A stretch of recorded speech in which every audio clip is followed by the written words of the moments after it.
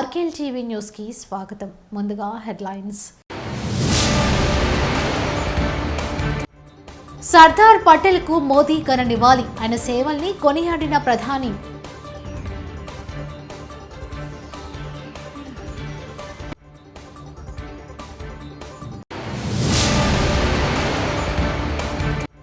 యశోద ఆసుపత్రి నుంచి మాజీ సీఎం కేసీఆర్ డిశ్చార్జ్.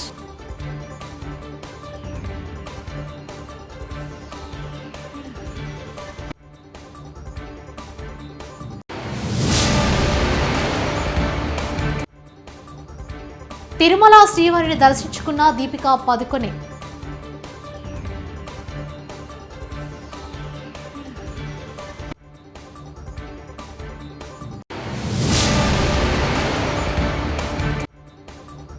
ప్రజావానికి వినతుల వెల్లువ. 6 కిలోమీటర్ మేర ప్రజల బారులు.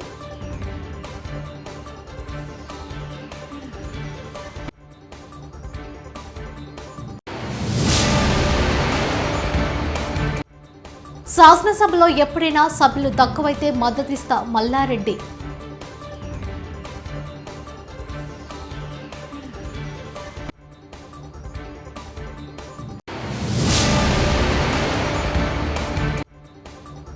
పదేళ్ల నిర్బంధ పాలన నుంచి తెలంగాణ ప్రజలకు విముక్తి. గవర్నర్ తమిళసై.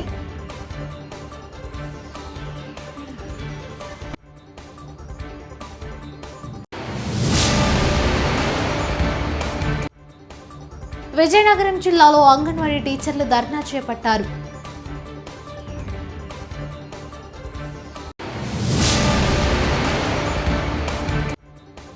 సిట్టింగుల మార్పు. సీఎం జగన్ ఓటమిని అంగీకరిస్తున్నట్టే సిపిఐ రామకృష్ణ.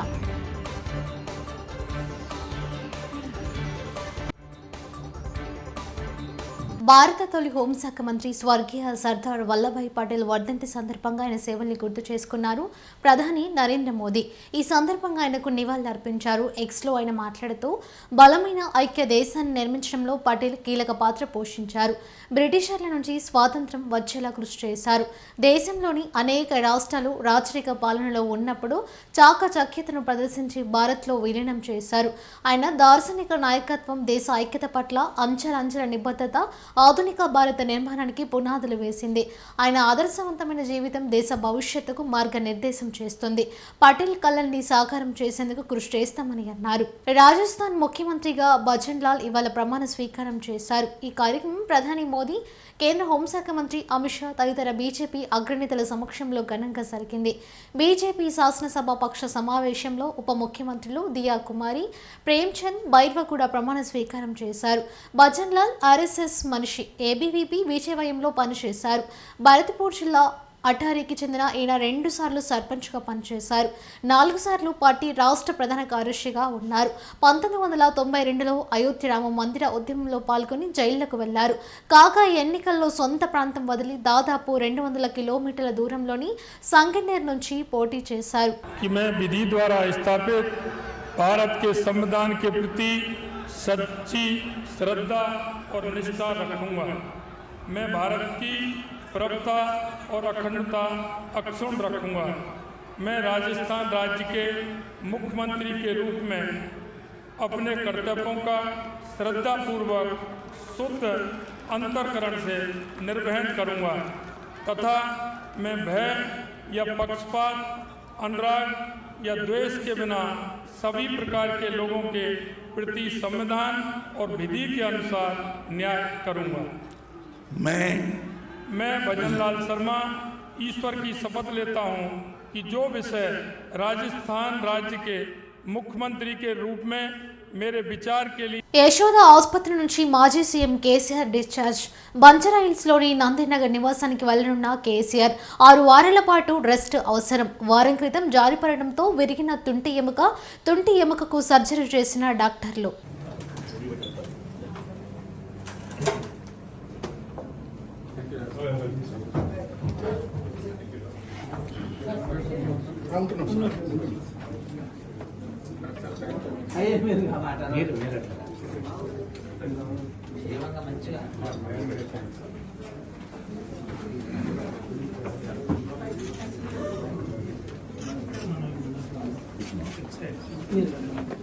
తిరుమల శ్రీవారిని పలువురు సినీ ప్రముఖులు దర్శించుకున్నారు. శుక్రవారం వేపి ప్రారంభ విరామ దర్శన సమయంలో బాలీవుడ్ నటి దీపికా పదుకొని స్వామివారి సేవలో పాల్గొన్నారు. దగ్గుబాటి సురేష్ దంపతులతో పాటు నూతన వధూవరులు అభిరామ్ దంపతులు స్వామివారి సేవలో పాల్గొన్నారు. అనంతరం రంగనాయకుల మండపంలో వారికి పండితులు ఆశీర్వచనం చేసి స్వామివారి తీర్థ ప్రసాదాలను అందజేశారు. అంతకుముందు అలిపిరి మెట్ల మార్గం ద్వారా కాలినడకన దీపికా పదుకొని కొండపైకి చేరుకున్నారు.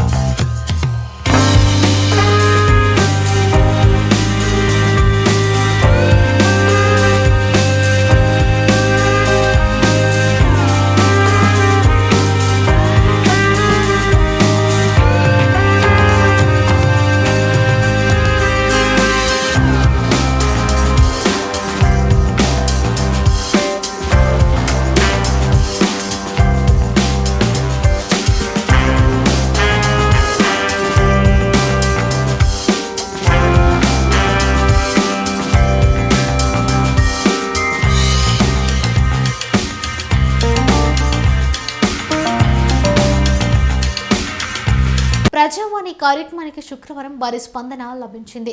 హైదరాబాద్లోని మహాత్మా జ్యోతి బాపులే ప్రజాభవన్కు వివిధ జిల్లాల నుంచి పెద్ద సంఖ్యలో అర్జీదారులు తరలివచ్చారు. తమ సమస్యలపై వినతులు ఇచ్చేందుకు 6 కిలోమీటర్ల వరకు బారులు తీరారు. ఈ నెల 8న ప్రజా దర్బార్ కార్యక్రమాన్ని ముఖ్యమంత్రి రేవంత్ రెడ్డి ప్రారంభించిన విషయం తెలిసిందే.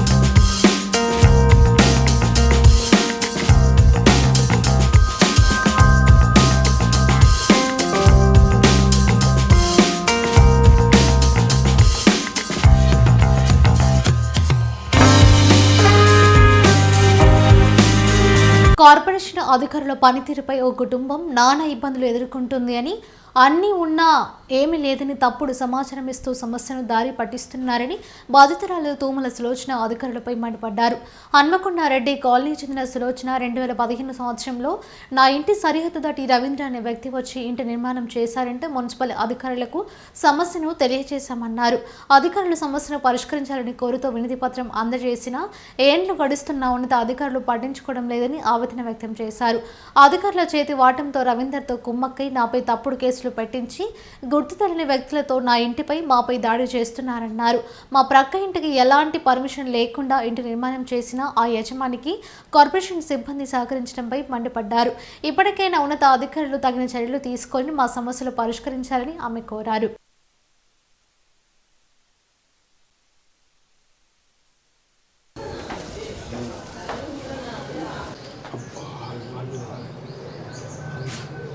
कौन सा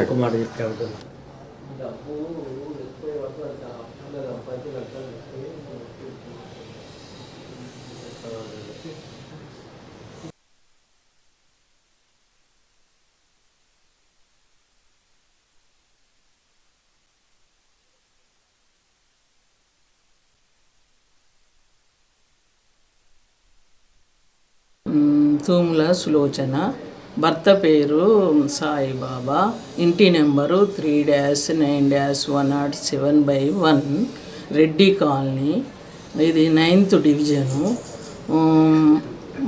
మున్సిపాలిటీలో డిమాలిషన్ చేయమని ఆర్డర్ వచ్చింది హైకోర్టు నుండి. మార్కు గుర్తు పెట్టిండ్రు. మన బిల్డింగ్ ఇన్స్పెక్టరు అసిస్టెంట్ ఆయన బిల్డింగ్ శ్రీనివాస్ అట, ఆయనే మరి ఈ వీళ్ళను పక్క వాళ్ళను కమ్ముకుంటూ కమిషనరు డిమాలిషన్ చేయాలి అని నేను కోరుతున్నా. ఎందుకు ఇవన్నీ నా ఒరిజినల్ సర్టిఫికెట్లు ఉన్నాయి, దేనికి ఇవన్నీ ఆపడము చేయడము? దయచేసి కమిషనర్కు దండాలు పెడుతున్నా, డిమాలిషన్ చేయాలి తొందరగా. ఎందుకు దేని గురించి ఇది ఆపడము? ఎందుకు ఆయనకు ఇంకా అధికారం ఇవ్వడము? ఇంకా కేసులు పెట్టి ఇవన్నీ చేసి హింస చేసి ఈ పేకు నూసి మన దేనికి? ఎందుకు?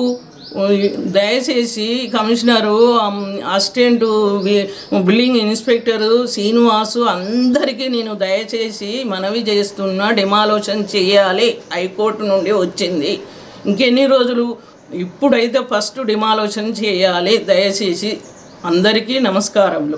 ఏపీలో నకిలీ ఓటర్ గుర్తింపు కార్డులతో అధికార పార్టీ నేతలు ఎన్నికల్లో మోసాలకు పాల్పడుతున్నారని భాజపా రాష్ట్ర అధ్యక్షురాలు పురంధేశ్వరి ఆరోపించారు.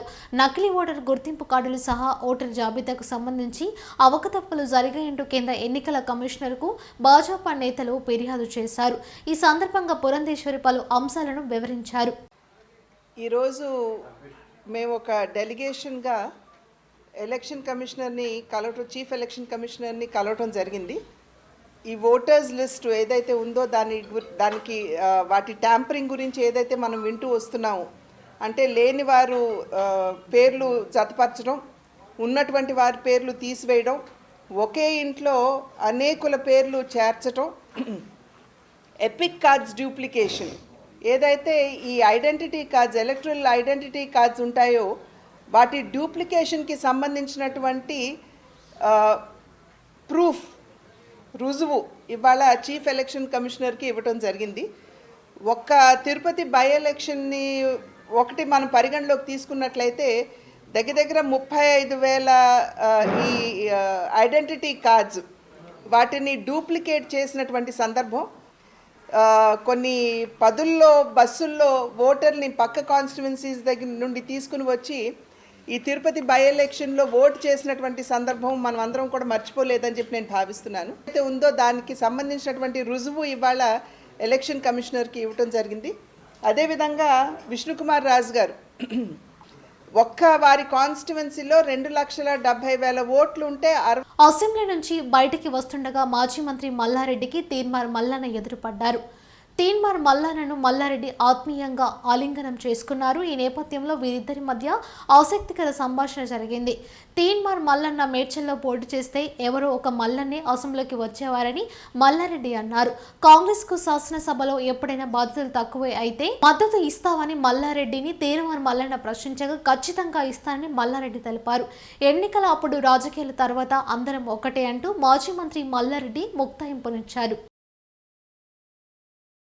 10 ఏళ్ల నిర్బంధ పాలన నుంచి తెలంగాణ ప్రజలకు విముక్తి కలిగిందని గవర్నర్ తమిళసై అన్నారు. శుక్రవారం ఉభయ సభలను ఉద్దేశించి గవర్నర్ ప్రసంగించారు. ప్రజాకవి కాళోజీ కవితతో గవర్నర్ తన ప్రసంగాన్ని ప్రారంభించారు. మార్పు ఫలాలు ప్రజలకు చేరుతున్నాయన్నారు. కాంగ్రెస్ ఇచ్చిన 6 గ్యారంటీలను తొందరలోనే అమలు చేస్తామని ప్రభుత్వం పేర్కొందన్నారు. గత ప్రభుత్వ నిర్వాహకంతో విద్యుత్ సంస్థలకి 81,516 కోట్లు అప్పులో ఉందన్నారు. 50,275 కోట్ల నష్టంతో విద్యుత్ సంస్థ కొనసాగుతుందని, పౌర సరఫరాల శాఖ 56,000 కోట్ల అప్పులో ఉందన్నారు. దాడి తప్పిన ఆర్థిక వ్యవస్థపై తమ ప్రభుత్వం దృష్టి పెట్టాల్సిన అవసరం ఉందని తెలిపారు. త్వరలో శాఖల వారీగా శ్వేతపత్రం విడుదల చేయనున్నట్టు చెప్పారు. గడిచిన 9.5 ఏళ్లలో చాలా సంస్థలు విధ్వంసానికి గురయ్యాయన్నారు. సంగారెడ్డి జిల్లా పటాన్చెరు నియోజకవర్గంలో నందమూరి బాలకృష్ణ చేతుల మీదుగా రిబ్బన్ కట్, వాల్యూజోన్ హైపర్ మార్ట్ను ప్రారంభించారు. ఈ సందర్భంగా బాలకృష్ణ మాట్లాడుతూ హైదరాబాద్ శహర్ వేగంగా విస్తరిస్తోంది. ప్రజలకు అందుబాటులో ఉండేలా అన్ని దొరుకుతున్నాయి. ఇలాంటి మార్ట్ నేను విదేశంలో చూశాను. సిటీ బయట ఉండటం చాలా మంచిదని, అందరికీ సౌకర్యంగా ఉంటుందని, ప్రేక్షకులకు ఎలాంటి సినిమాలు కావాలో మాకు తెలుసు. అలాంటి సినిమాలు ప్రజలకు అందిస్తాం. ప్రజలకు ఏం కావాలో తెలుసుకుని అందరికీ అందుబాటులో ఉండేలా అన్ని ఒకే దగ్గర లభించేలా ఈ మార్ట్ ఉందని అన్నారు. ఈ అవకాశాన్ని ఇచ్చేది ఇటువంటి మంచి వినూత్నమైన ఆలోచన. So it's not experiment, but experiment అనేది ఏంటంటే మనం చేస్తే అది సక్సెస్ అవుతుందా కాదా అన్న ఒక క్వశ్చన్ ఉంటుంది. ఇది అటువంటిది కాదు, జనం కోరుకునేది. మేము కూడా జనం కోరుకునేది వాళ్ళ సినిమాలు. అంటే మేము నిత్యావసర వస్తువులం. ఇక్కడ ఎన్నో నిత్యావసర వస్తువులు ఉన్నాయి. అంటే single window system, all in under one roof. అంటే అడుగు పెడితే మన సుమారుగా అన్నీ ఆల్మోస్ట్ ఇక మీకు ఫ్యాషన్ అయితేనేమి, ఫన్ అయితేనేమి, ఫుడ్ అయితేనేమి 1,00,000కు పైగా వస్తువులు మీకు ఇక్కడ అన్నీ లభ్యమవుతాయి. అంటే ఒక ఫర్నిషింగ్ కానివ్వండి, లేకపోతే ఫుట్వేర్ కానివ్వండి, ఫ్యాషన్ కానివ్వండి, లేకపోతే యాక్సెసరీస్ కానివ్వండి, అన్నీ గ్రాసరీస్ మొత్తం అన్నీ. అంటే బట్టల నుంచి పెద్దల నుంచి పిల్లల వరకు అన్నీ ఒకే చోట మీకు సౌలభ్యం అయ్యే ఒక సూపర్ మార్ట్, హైపర్ మార్ట్ మన వాల్యూ జోన్. సో దీనికి నేను అంబాసిడర్గా ఉండమంటే నేను కూడా ఎప్పుడు కొత్తదనాన్ని నేను ఎప్పుడు ప్రోత్సహిస్తూ ఉంటాను. అలాగే నేను ఇంకో 10 సంవత్సరాల ముందు ఆలోచిస్తూ ఉంటాం అందరికంటే కూడా, మా నాన్నగారు అలాగే. దానికి మరి అప్పటికిప్పటికి ఏంటంటే ఇప్పుడు ఇంకా అంటే ఎప్పటికప్పుడు ఏ రోజు మనం వేసుకున్న బట్టలు ఆ రోజు మరుసటి రోజుకి మనం మారుస్తున్నామో మళ్ళీ వేసుకోకుండా, అలాగే మనం చేసే ప్రతి పనిలో కూడా అది శాశ్వతంగా ఉండిపోయేలా, గుర్తుండిపోయేలా ఉండాలి. వైకాపాలో 82 మంది సిట్టింగ్లను మారుస్తున్నామంటున్నారంటే సీఎం జగన్ ముందుగానే ఓటమి అంగీకరిస్తున్నట్టు భావించాలని సిపిఐ ఏపీ రాష్ట్ర కార్యదర్శి రామకృష్ణ అన్నారు. నిధుల మంజూరు సీఎం జగన్ తన చేతిలో ఉంచుకొని ఎమ్మెల్యేలను నిందించడం సబబా అని ప్రశ్నించారు. జగన్మోహన్ రెడ్డి ఏకాయికిన 82 మంది సిట్టింగ్ ఎమ్మెల్యేలను, ఎంపీలను వాళ్ళను మారుస్తామని చెప్తా ఉన్నాడంటే క్లియర్గా అర్థమవుతా ఉంది ఆయన ఓటమిని ముందుగానే అంగీకరిస్తున్నాడు. పైగా వాళ్ళ ప్రచారం ఏమి, జగన్మోహన్ రెడ్డికి బాగుంది, వాళ్ళ సిట్టింగ్ ఎమ్మెల్యేల పట్ల అసంతృప్తి ఉంది కాబట్టి మేము మారుస్తున్నాము అని చెప్తా ఉన్నారు. మరి 82 మంది ఎమ్మెల్యేల పట్ల ఎందుకు అసంతృప్తి వచ్చిందో దానికి వారే సమాధానం చెప్పాలి. సర్పంచ్ మొదలుకొని మంత్రి వరకు, డిప్యూటీ చీఫ్ మినిస్టర్ల వరకు అందరినీ డబ్బిల్ చేసి పరిచినాడు. వాళ్ళకు ₹1 అధికారం కూడా లేకుండా చేశావు. మొత్తం రాష్ట్ర బడ్జెట్ అంతా నీ కంట్రోల్లోకి తీసుకున్నావు. స్థానిక ఎమ్మెల్సీ షేక్ సాబ్జీ ఈ ఉదయం రోడ్డు ప్రమాదంలో మృతి చెందడం పట్ల ఏపీ కేబినెట్ సంతాపం. షేక్ సాబ్జీ మృతికి ఏపీ కేబినెట్ దిగ్భ్రాంతి. 2 నిమిషాలు మౌనం పాటించిన కేబినెట్ సభ్యులు. జగనన్న ఆరోగ్య సురక్ష 2వ విడతకు ఆమోదం. జనవరిలో వైఎస్ఆర్ ఆసరా చేత పథకాల అమలు. ఆరోగ్యశ్రీ పరిధి 25 లక్షల పెంపు. విశాఖ లైట్ మెట్రో ప్రాజెక్టు DPRకు ఆమోదం. విశాఖలో 4 కారిడార్లలో మెట్రో నిర్మాణానికి ఆమోదం. సామాజిక పెన్షన్కు 3,000కు పెంపు. కుల ఆదాయ ధృవీకరణ పత్రాల మంజూరులో సంస్కరణలకు ఏపీ కేబినెట్ ఆమోదం. విజయనగరం జిల్లాలో అంగన్వాడీ టీచర్లు ధర్నా చేపట్టారు. అంగన్వాడీ టీచర్లు ధర్నాకు మద్దతు తెలిపిన జనసేన పార్టీ నాయకులు విసనగిరి శ్రీనివాసరావు వైఎస్ఆర్ పార్టీ మహిళలకు అండగా ఉంటామని చెప్పడం తప్ప చేయడం లేదని మండిపడ్డారు. అంగన్వాడీ టీచర్లకు తెలంగాణ కన్నా గౌరవ వేతనం ఎక్కువ ఇవ్వాలని డిమాండ్ చేశారు.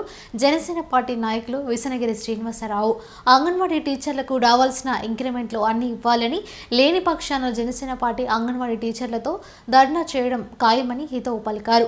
స్థానిక సిట్టింగ్ ఎమ్మెల్యేలు బలుపులతో మాటలు మాట్లాడితే 2024లో తగిన గుణపాఠం మీకు తప్పదు అని విసనగిరి శ్రీనివాసరావు హెచ్చరించారు. వాళ్ళ చేతులు అడుక్కునే పరిస్థితికి దిగజారంటే మరి ఇదేం ప్రభుత్వం అనేసి మేము అడుగుతున్నాం. అలాగే గవర్నర్ కూడా ఆ రోజు టీచర్లు అందరూ కలిపి వినతి పత్రాలు ఇచ్చుకున్నారు మాకు చేతులు ఇవ్వట్లేదని. మరి మీరు చేతులు ఇవ్వకుండా మీ సంక్షేమ పథకాలు ఇచ్చాం, మేము అవి ఇచ్చాం ఇవి ఇచ్చామని చెప్తున్నారు. పనిచేసిన చేతులు ఎందుకు ఇవ్వరనేసి మేము ఖండిస్తున్నాం. ఇదే కొనసాగితే మీ దేనికైనా సిద్ధమని జనసేన పార్టీ మహిళలందరూ కూడా, ఉద్యోగస్తులకు కానీ రాష్ట్రం మొత్తం ప్రజలందరూ కూడా మేము అండగా ఉంటాం. ఎక్కడెక్కడ అక్రమాలు జరిగినా సర్దార్ పటేల్కు మోదీ ఘన నివాళి, ఆయన సేవల్ని కొనియాడిన ప్రధాని.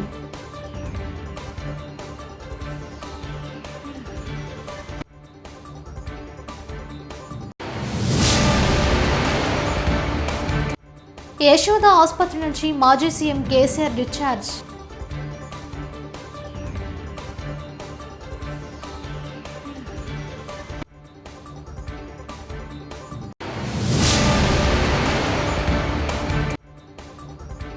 తిరుమల శ్రీవారిని దర్శించుకున్న దీపికా పదుకొనె.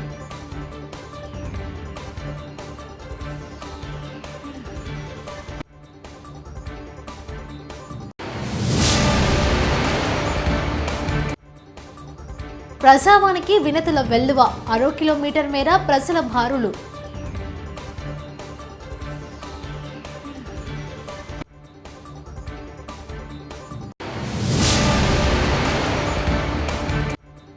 శాసనసభలో ఎప్పుడైనా సభ్యులు తక్కువైతే మద్దతిస్తా మల్లారెడ్డి.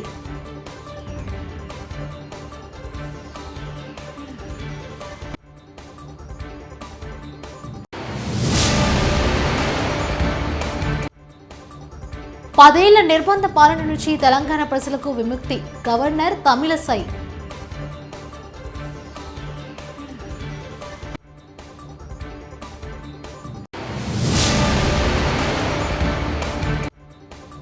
విజయనగరం జిల్లాలో అంగన్వాడీ టీచర్లు ధర్నా చేపట్టారు.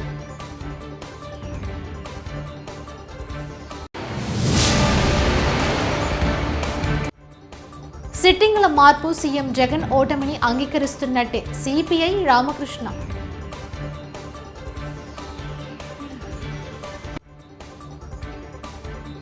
ఇవి బులెటిన్ విశేషాలు. చూస్తూనే ఉండండి ఆర్కేఎల్ టీవీ న్యూస్.